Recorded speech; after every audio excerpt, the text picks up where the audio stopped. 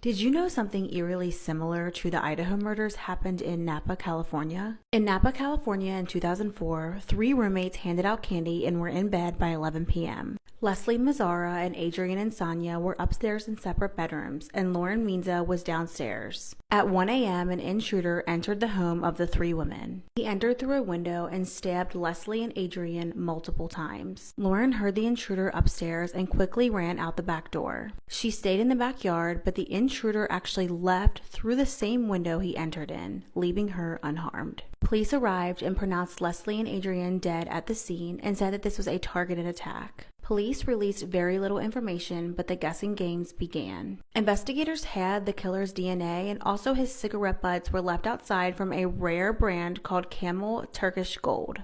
They asked the surviving roommate, Lauren Minza, if she knew anyone who smoked this brand of cigarettes. Lauren named a man named Eric Hoppel. She said that he helped the women move into their apartment and also attended the funerals of Leslie and Adrian. Police concluded with the DNA testing that the person who left this DNA probably had light or blue-green eyes, was from a northwestern European descent, and had blonde hair. After all of this, Eric Koppel turned himself in. Adrian and Eric's girlfriend worked together, and it's believed that Eric's ex-girlfriend broke off the wedding plans with him and was planning on going on a trip to Australia with Adrian. Police believe he became extremely jealous of their friendship and did this in a fit of rage.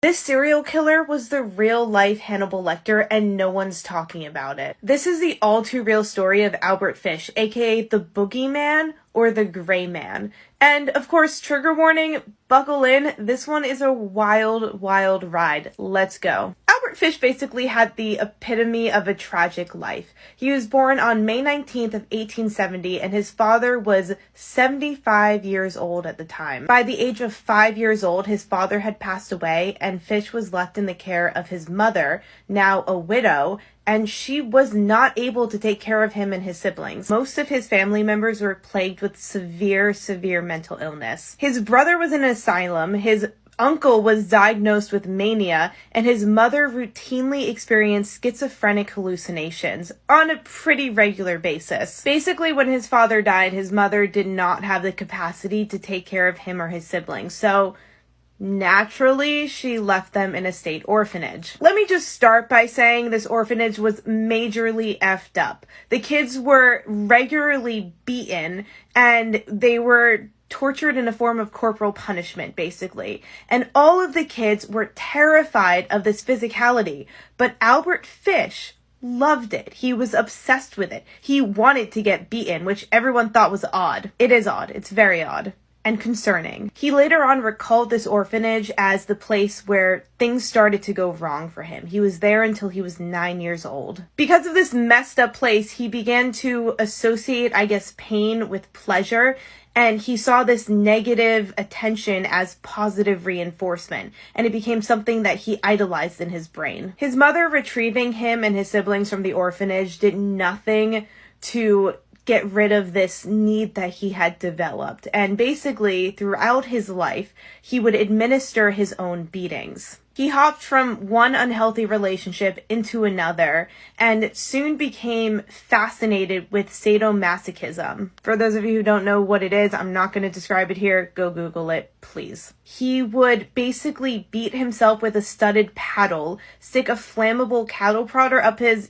back door, light it on fire, and stick needles into his abdomen area and keep them there. They would just stay there. When he was 20 years old in 1890, he moved to New York City, and this is when he began to get more into the mutilation of other people, specifically young boys. Part 2 up right away. Bear with me, guys. Boy, oh buddy, Albert Fish, again, I am saying it again, trigger warning. This is part 2 of the most messed up serial killer I have ever researched, Albert Fish. Let's go. In 1890, 20-year-old Albert Fish moved to New York City, and he became fascinated with hurting other people. He would essay, torture, and do horrific other things to young boys that were underage. He married a woman in 1898 and had 6 children. He continued to abuse and essay other children in this time, but never did it to his own. The story that I want to talk about the most, though, is in 1910, Albert Fish met Thomas Kedden,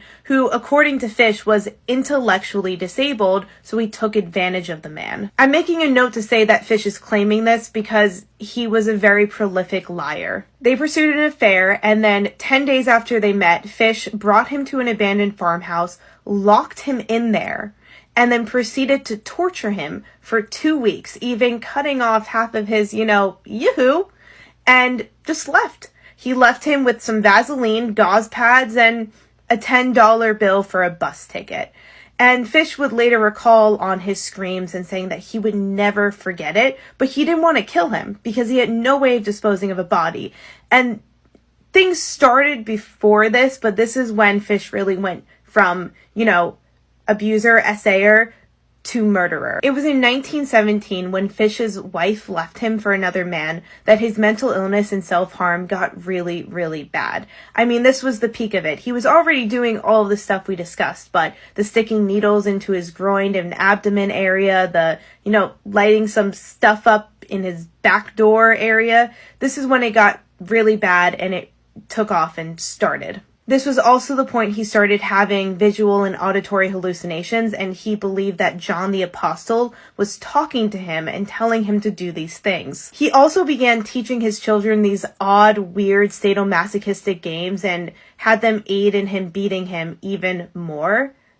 But this is when he began to get fascinated with cannibalism, and he invited his children to eat raw meat with him. It was odd. But it was this need to cannibalize human flesh and eat another person and essay children that caused him to get caught. He got a little too cocky, you could say.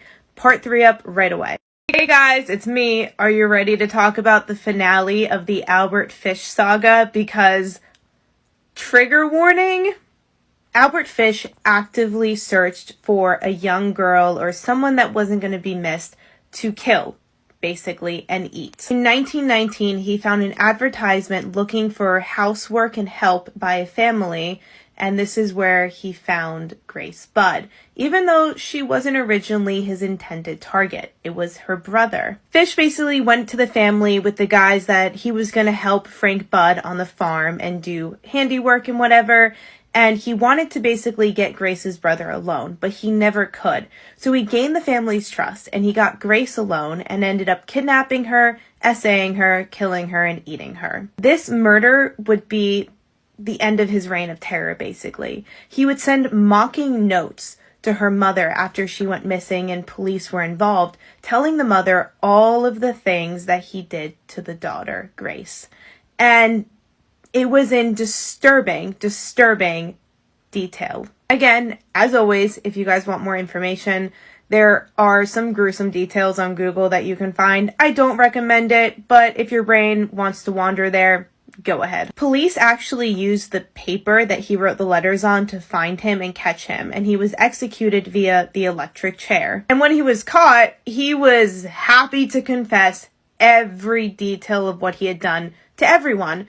But unfortunately, it could only be proven that he had 3 victims in total, Grace included. For those of you who have watched my live streams, you know that I love to talk about Albert Fish.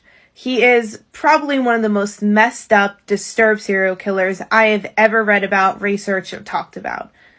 In light of this information, what do you guys think? Do you have questions, concerns? Call a priest maybe? I don't know, because this man needed one.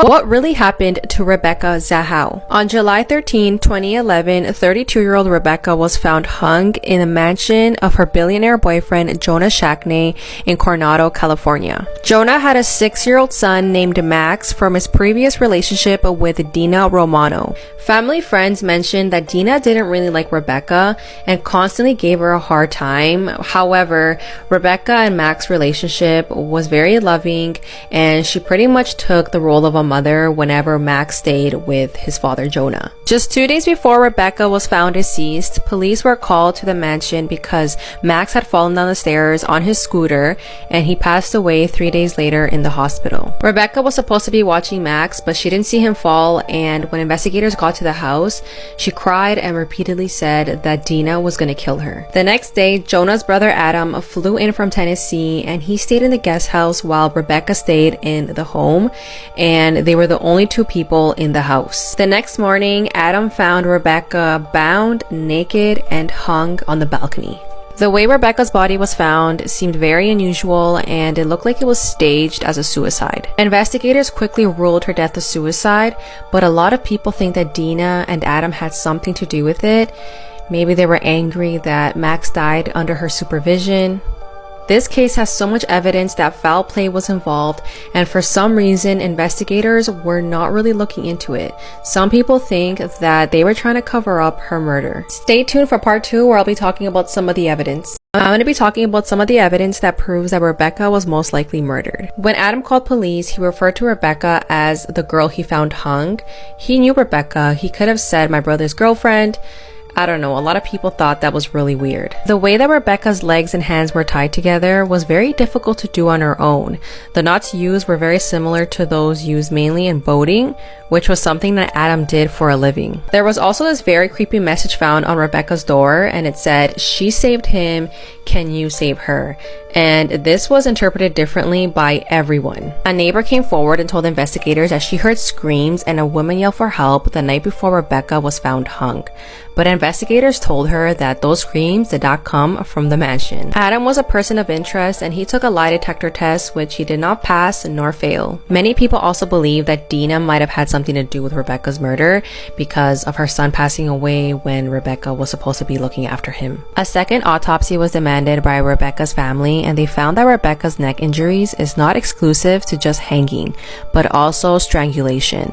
The autopsy also showed that Rebecca had fractures to her left arm, multiple bruises, and abrasions. The family attorney also said that it's very unlikely for a woman to commit suicide naked. As you can see here, there was a boot print on the balcony, but investigators said that it was just from a police officer investigating the scene. But after forensic analysis, they concluded that it did not match the police officer's boot. So whose print was that? Now get this, when investigators confiscated Adam's phone, they found Google searches that said bondage anime and sexy Asian girls. If you're into that stuff, cool, good for you. I'm not judging, but the timing just seems very convenient. Investigators confirmed that this was a suicide and closed the case. But in 2018, Rebecca's family filed a civil lawsuit against Adam and won more than $5 million in damages. But he was never really held accountable for her murder, and he never faced criminal charges. Rebecca's family has consistently fought for justice, but it's been really difficult. This case has so much evidence and there's so much detail to it, but what do you guys think happened to Rebecca?